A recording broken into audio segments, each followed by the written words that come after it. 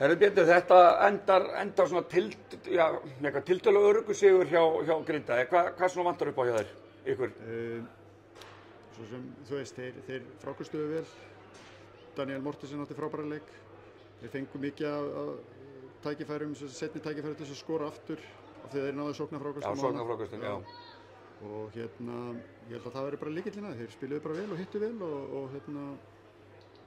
við fór sem fór. Við vorum kannski búin að grafa okkur smá hólu í fyrri hálfleik sem að við kannski tók svolítið orku að koma sér upp úr og náðu svo ekki að halda í við á. Já, og það ekki alltaf þannig, þegar þú gerir breytingar á liðinu, þá náttúrulega tekur tíma að koma nýjum manni inn í, en hvernig svona líst þér á nýja kannan? Það ágætlega, hann náttúrulega ekki búin að vera hérna nema í rétt af að viku sko, og rétt um að viku. Og það er náttúrulega búið að vera líka, við erum náttúrulega með einhverja menn í landslýsverkefnum og menn voru eitthvað að fara í frí, þannig að við erum ekki búin að vera með liðið saman síðan bara það kom saman á miðvikudaginn fyrst skipti, sko, þannig að þetta er svona aðeins ekki alveg nógu gott. Já. Og svo er náttúrulega líka meiðsli á okkur sem kannski... Það meina Hilmar Sóniðinn, hann veitir til þess, það munar að minna, greinilega, klálega. Og ég meina við erum náttúrulega þurfum alla okkar menn ef við ætlum að reyna að vinna hlið eins og Grindavík, það er á hreinu. Já, en þessir nýju menn hjá þér, þessi Kani, maður hefur aldrei séð svona prófíl áður það, náungi sem að spila í loka úrslitum NBA, hvað fyrir 3 árum? Já, eitthvað svo leiðis.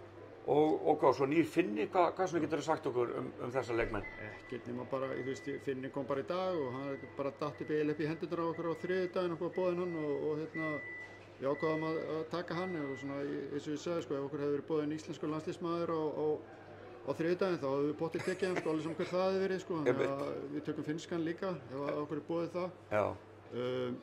Og Kanin gefur náttúrulega bara því að hinn var ekki alveg að standa sig. Nei.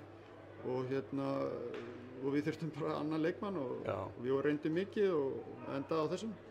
Og meina, hann lofa nú bara ansið góðu það ekki. Hann átóldi, hann á eftir að komast í betra stand. Já, það er nú málið, sko, hann er kannski ekki alveg í leikformi, en við þurfum nokkra leikið til þess að koma hann í stand og við svona kannski erum ekkert endilega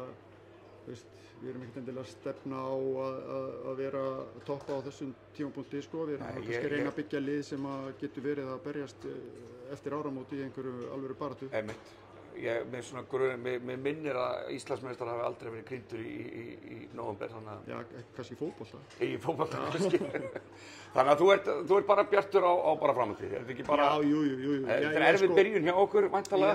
Já, hún er erfið. Við erum samt búin að vinna 4 og búin að fara kannski í alls konar svona breytingar á liði og hóp og búin að lenda í smá skakkaföllum og við lendum í skakkaföllum í úrslitakeppninni í fyrra og það er kannski betra að taka þau núna út í nóvember. Já, bara klára það núna. Og vera bara tilbúnir. En það er nú kannski líka ástæðan fyrir við erum að þétta raðirnar vegna þess að ef við lendum í einhverjum skakkaföllum þá erum við kannski aðeins betur.